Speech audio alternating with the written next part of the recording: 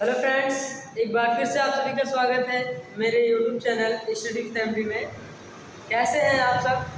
मुझे उम्मीद है आप सब बहुत अच्छे होंगे और अच्छे से पढ़ाई कर भी रहे होंगे। तो चलिए आज हम बात करते हैं इस वीडियो में लघु बीजाणु जनन के बारे में, माइक्रोस्पोरोजेनेसिस। क्या होता है माइक्रोस्पोरोजेनेसिस? तो आइए जानते हैं। और इसको जानने से पहले हम लैंगिक जनन क्या होता है और लैंगिक जनन में कितनी प्रावस्थाएं हैं वो समझ लेते हैं। तो देखिए, लैंगिक जनन जो होता है, लैंगिक जनन की प्रावस्थाएं पहले हम समझ लेते हैं। लैंगिक जनन 3 प्रावस्थाओं में पूर्ण होता है। ये देखिए, लैंगिक जनन में 3 प्रावस्थाएं होती हैं। पहला होता है निषेचन पूर्व प्रावस्था, निषेचन पूर्व प्रावस्था, और दूसरी प्रावस्था होती है निषेचन, और तीसरी प्रावस्था होती है निषेचन पश्च प्रावस्था, निषेचन पश्च प्रावस्था।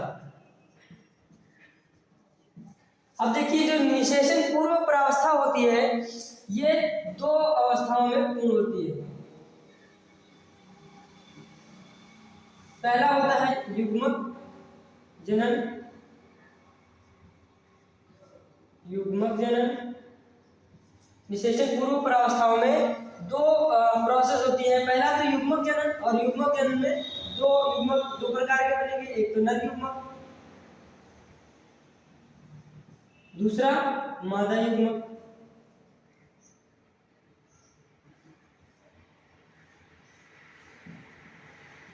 ओके, ये हो गया। दूसरा क्या होता है, युग्मक जब बन जाएंगे तो युग्मक का स्थानांतरण। अब इन दोनों युग्मक आप पास में तो होंगे नहीं, तो इन दोनों में से एक न एक को दूसरे के पास जाना पड़ेगा। तो दूसरा क्या होगा इसमें, युग्मक स्थानांतरण, युग्मक स्थानांतरण।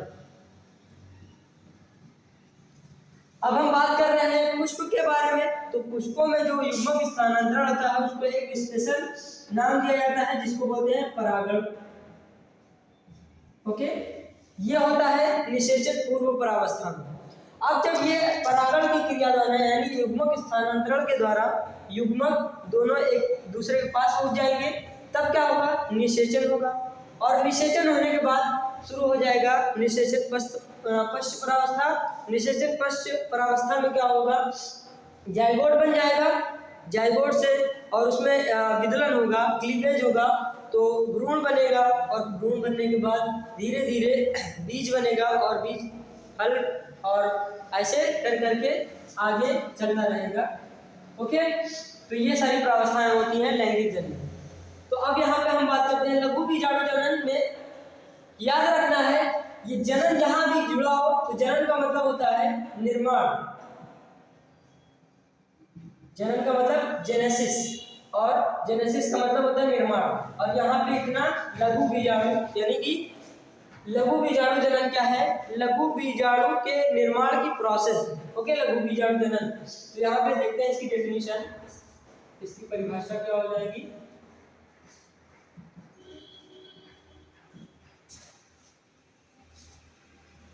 पुष्प की नर जनना संरचना में उपस्थित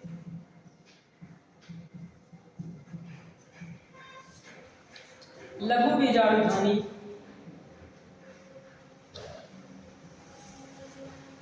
सॉरी, यहाँ पे क्या है,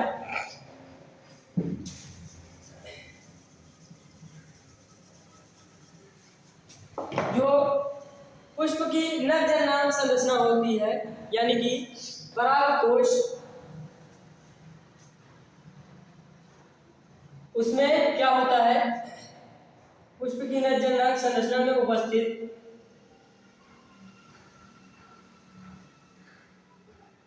परागकोश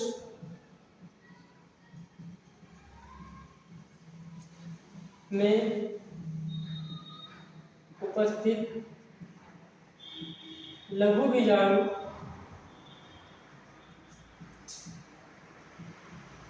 धानी लघु बीजाणुधानी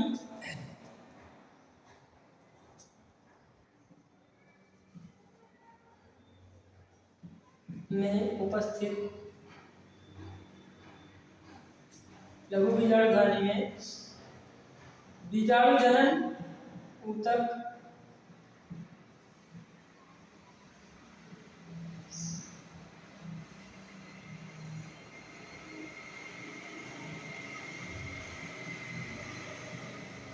बीजाणु जनन कोशिका या इसी को बोलेंगे पराग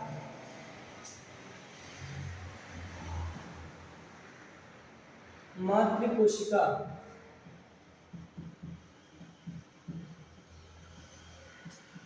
पराग मातृ कोशिका में अर्धसूत्री विभाजन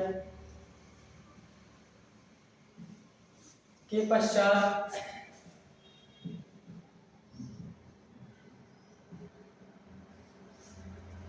चार लघु बीजाणु का निर्माण होता है।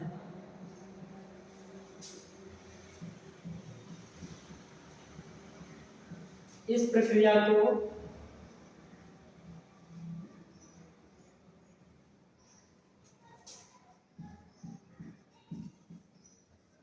लघु बीजाणु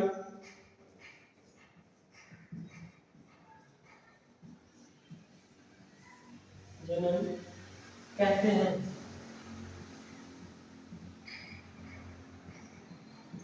ओके, देखिए यहाँ पे जो ये पुष्प की नरजननांग संरचना होती है, यहाँ पे ये पुष्प की नरजननांग संरचना हो गई। इसमें जो ये पराग कोश होता है, देखिए पुष्प की नरजननांग संरचना में उपस्थित पराग कोश में ये पराग कोश है। अब पराग कोश जो होता है उसमें इस तरह से संरचना होती है। सॉरी,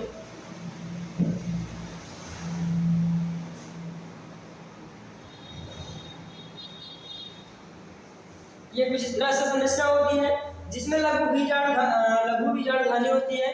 वे उपस्थित लघु बीजाणुधानी में बीजाणु जनन कोशिका या बीजाणु जनन ऊतक इसको कह सकते हैं। इसमें बीजाणु जनन कोशिका होती है या पराग मातृ कोशिका भी इसको कह सकते हैं। इसमें क्या होता है, अर्धसूत्री विभाजन होता है, जिसके पश्चात क्या होता है, चार लघु बीजाणुओं का निर्माण होता है। इस प्रोसेस को ही हम लघु बीजाणु जनन कहते हैं। ओके, तो इसको हम डायग्रामेटिक समझ लेते हैं। चलिए इसको नोट कर लीजिए। देखिए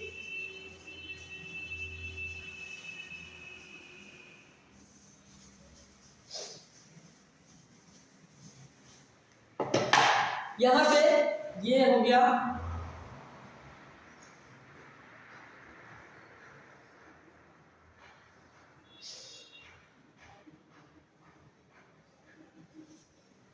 उमंग,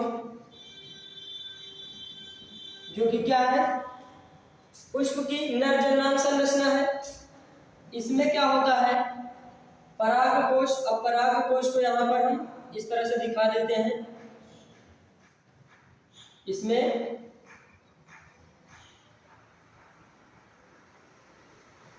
इस तरह की संरचना होती है जिसमें क्या होता है, लघु बीजाणुधानी होती है, चार।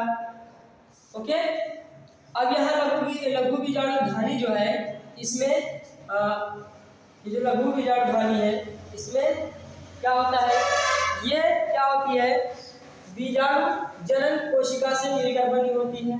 बीजाणु जनन ऊतक से ये है, इसमें बहुत सारे बीजाणु जनन ऊतक पाए जाते हैं।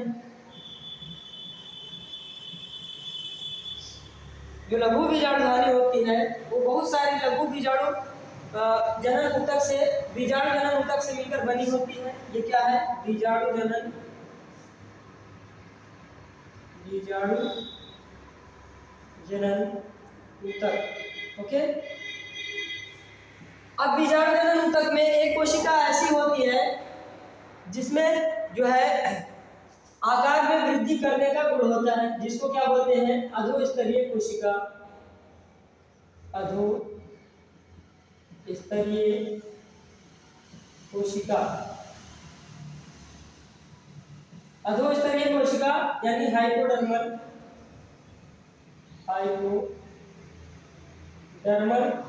सेल। ओके, हाइपोडर्मल सेल इसमें पाई जाती है बीजाणु जनन ऊतक में। एक कोशिका ऐसी होती है जिसमें जो है वृद्धि का गुण होता है।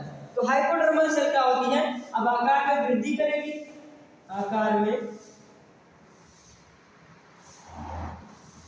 वृद्धि, और आकार में वृद्धि करने के बाद इसका नाम चेंज होता है, इसको तब बोलते हैं प्रप्रशु कोशिका।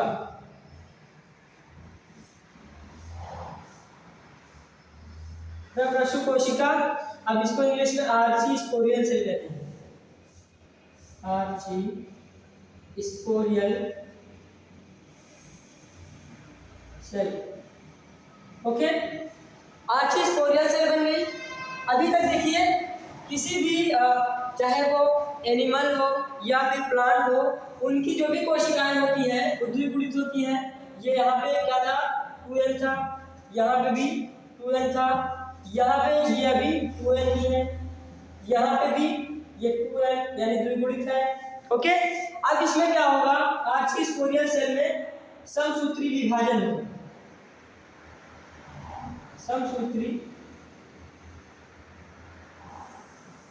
समसूत्री विभाजन, इसके पश्चात क्या होगा? दो प्रकार की कोशिकाएं बन जाएंगी। जो पहली कोशिका है उसको बोलते हैं प्राथमिक द्वितीय कोशिका,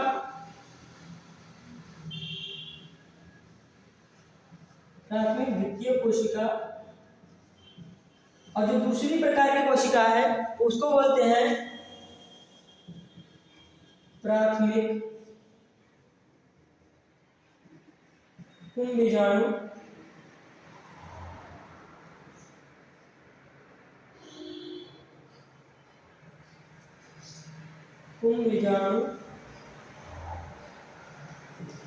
जनन कोशिका।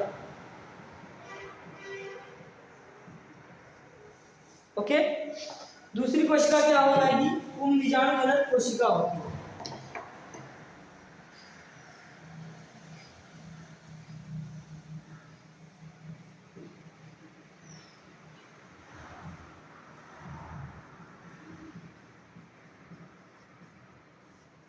ये दो प्रकार की कोशिका बनेगी आफ्टर द माइटोसिस।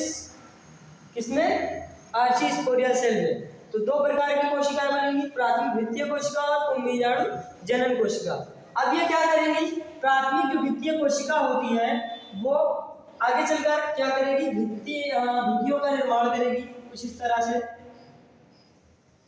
जो पहले हमने पढ़ लिया है। देखिए यहाँ पे ये जो द्वितीय कोशिका होती है वो भित्तियों का निर्माण करेगी।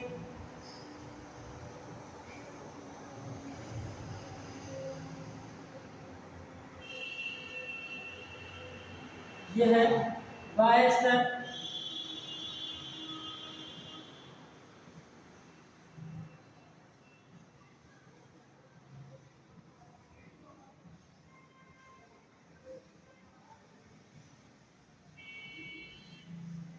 अंतः स्थितिय,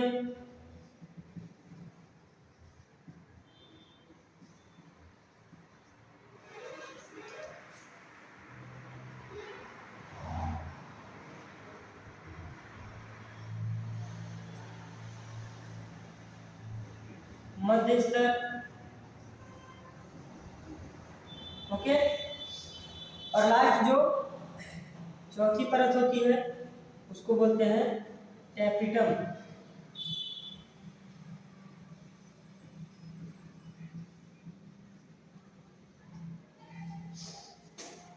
ये 4 परतों का निर्माण करती है कौन?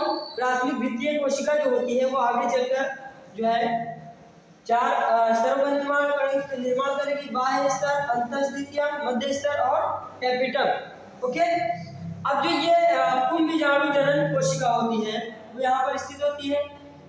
कुंभीजाणु जनन कोशिका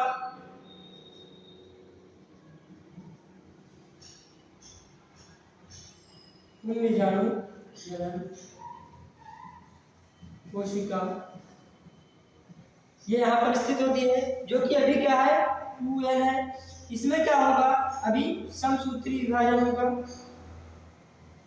समसूत्री विभाजन होगा, जिसके पश्चात क्या बनेगा?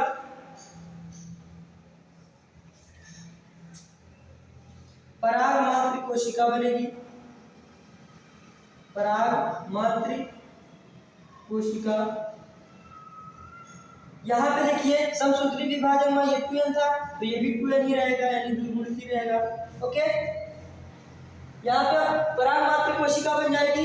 ये मात्र कोशिका यानी मदर सेल है, इससे ही क्या बनेगा?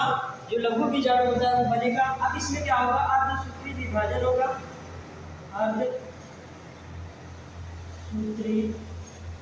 अर्धसूत्री विभाजन होगा, जिसके पश्चात 4 कोशिकाओं का निर्माण होगा। ओके, ये 4 कोशिकाएं बन जाएंगी, जो कि क्या हो जाएंगी? ये लघु बीजाणु, लघु बीजाणु,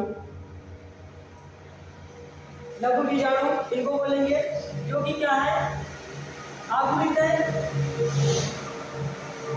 जो कि क्या है? अपरिपक्व, अपरिपक्व नर युग्मक,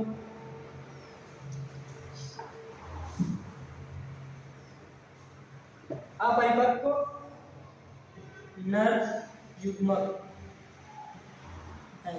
ओके, ये 4 यानी एक पराग मात्र कोशिका से 4 लघु बीजाणुओं का निर्माण होता है। इसी लघु बीजाणु अभी यहाँ पे अपरिपक्व है, ये आगे चलकर क्या होगा? इनमें मैच्योरेशन होगा तो वो पराग कण का निर्माण करेंगी। यहाँ तक की प्रोसेस को क्या बोलते हैं? लघु बीजाणु जनन कहते हैं।